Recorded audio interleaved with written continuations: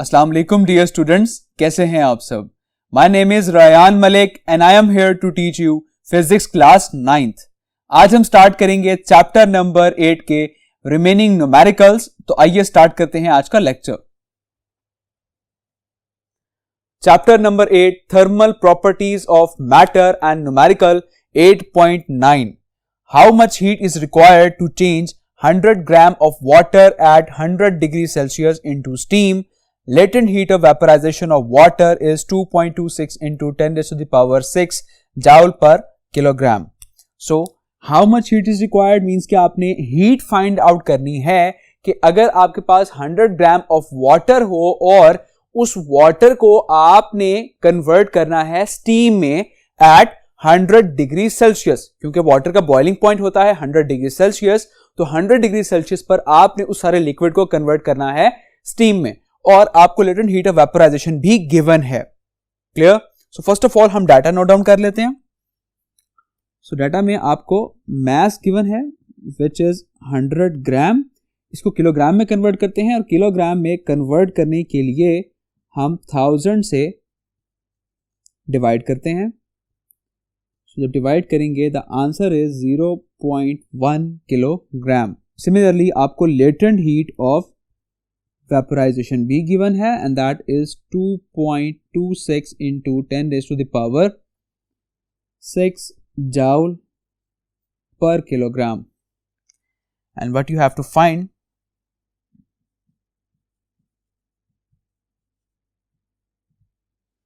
that is Q.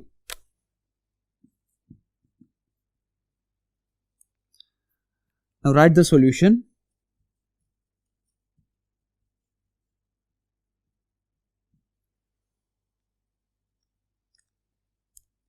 As we know that QV is equals to MHV.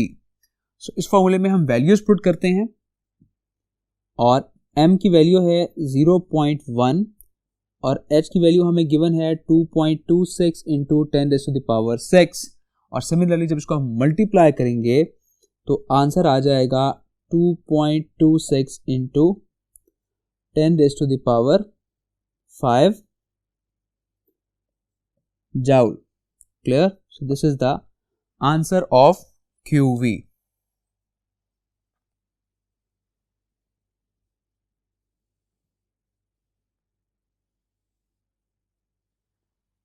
So now write the result. The result is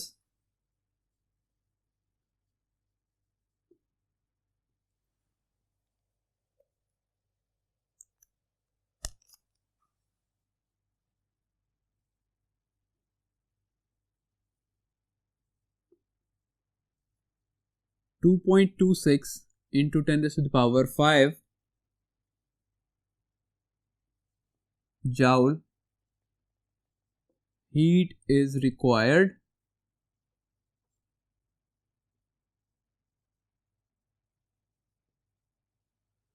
to change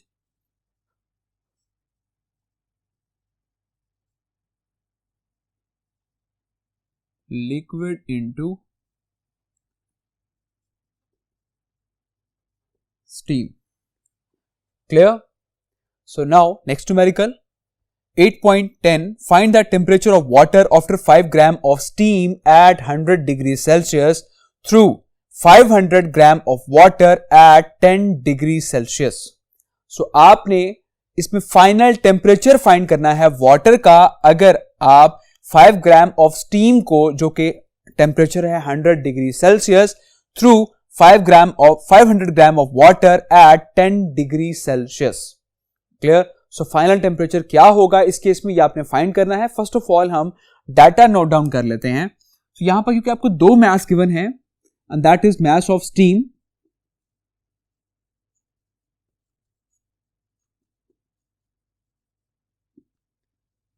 M and that is equals to 5 gram, और इसको kilogram में convert करने के लिए हम divide करेंगे 1000 से, so it becomes 0.005 kilogram. And similarly यहां पर टेम्परेचर है 100 degree Celsius,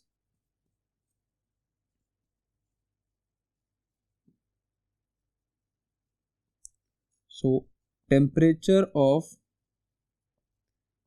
steam that is T is equals to, यहाँ इसको आप T नॉट कह लें,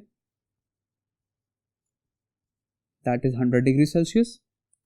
एंड सिमिलरली आपको वाटर का मास गिवन है,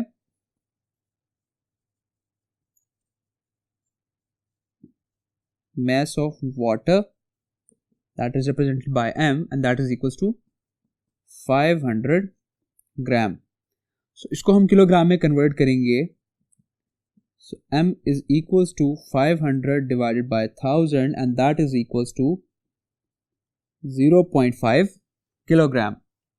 क्लियर? एंड सिमिलरली यहां पर आपको वाटर का टेम्परेचर गिवन है,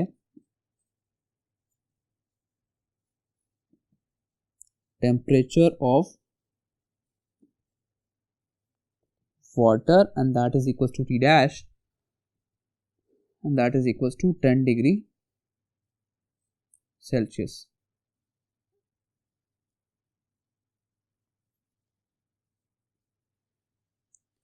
So now what you have to find, that is the final temperature. So to find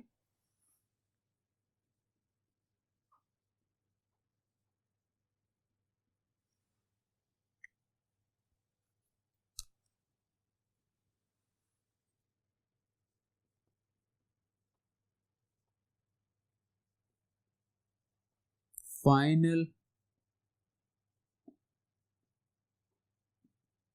temperature and that is represented by T is equals to question mark. Now write the solution.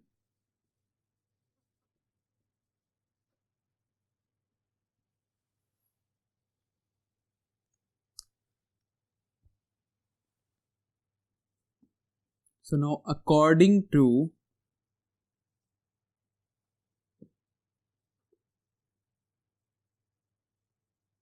law of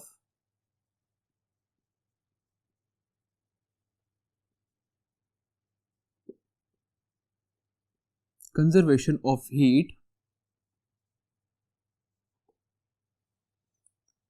that is heat loss by steam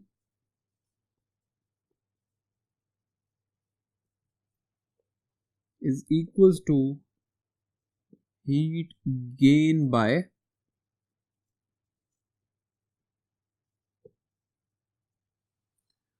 आपने heat के बहुत से formulas discuss किए हैं, that is delta Q is equals to M C delta T. ये formula हम तब use करते हैं जब आपका टेम्परेचर राइज कर रहा हो या फॉल कर रहा हो। और सिमिलरली हमने लेटेंट हीट का फॉर्मूला भी डिस्कस किया जिसमें delta Q is equals to M H F या फिर delta Q is equals to M H V हमने डिस्कस किया। सो ये वो हीट होती है जिसमें आपकी हीट एब्जॉर्ब हो रही होती है, जिसमें टेम्परेचर इंक्रीज नहीं होता। सो अगर हम बात करें कि heat loss by the steam, तो स्टीम जो हीट लॉस करेगी उसमें लेटेंट हीट भी होगी और उस लॉस करने से उसका टेम्परेचर भी फॉल करेगा। दैट्स वाई यहां पर हम दो हीट मेंशन करेंगे, that is M H V and the second one plus M C delta T and that is equal to, और वाटर जो है वो एक ही हीट गेन करेगा, that is M C represented by delta T. Clear? So यहां हम values put करते हैं। स्टीम का मास जो कि हमने डिस्कस किया था दैट इज 0.005 और एच वी की वैल्यू होती है 2.26 इंटू 10⁻⁶। ये अंडरस्टूड है, ये आपको मालूम होनी चाहिए पहले से, plus M again 0.005 and C is the specific heat capacity and which is 4200 and delta T. Delta T is the temperature difference.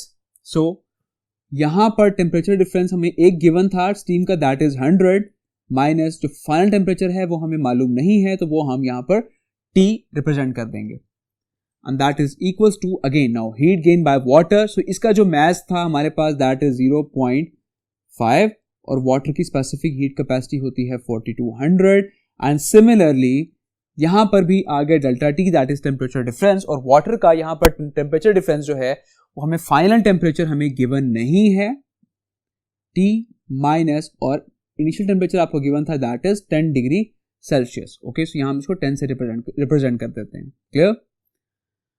So further इसको जब सॉल्व करेंगे, जब इसको आप सॉल्व करेंगे कैलकुलेटर में, तो इस टर्म को, इसका आंसर आ जाएगा 11300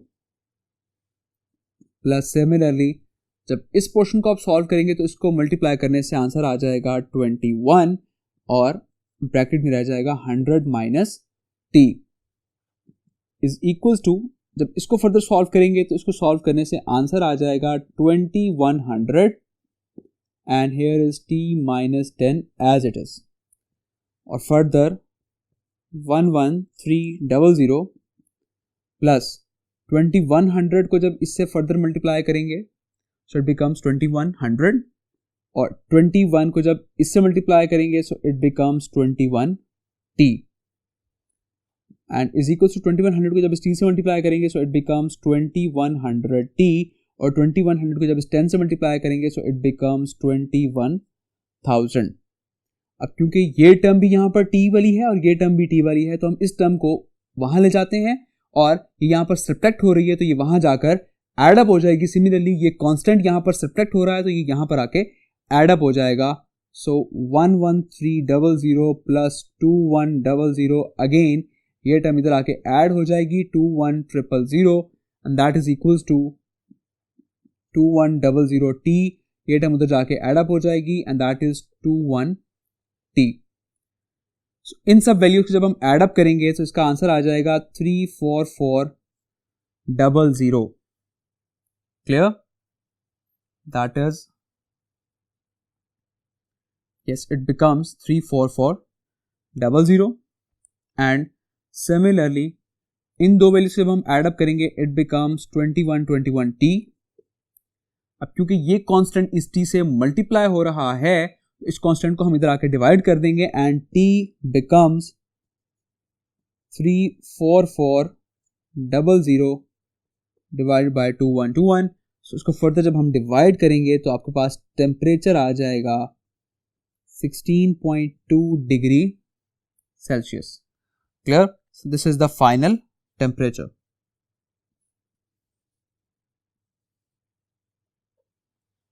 So now write the result.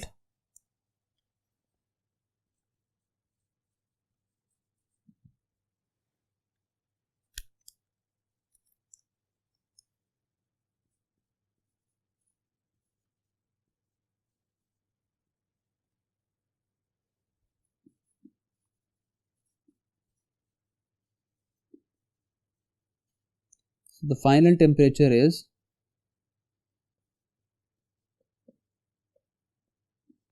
16.2 degree Celsius. Clear? So I hope ये सारे न्यूमेरिकल्स आपको समझ आ गए होंगे, तो अपना बहुत सारा ख्याल रखिएगा। टेक केयर, अल्लाह हाफिज।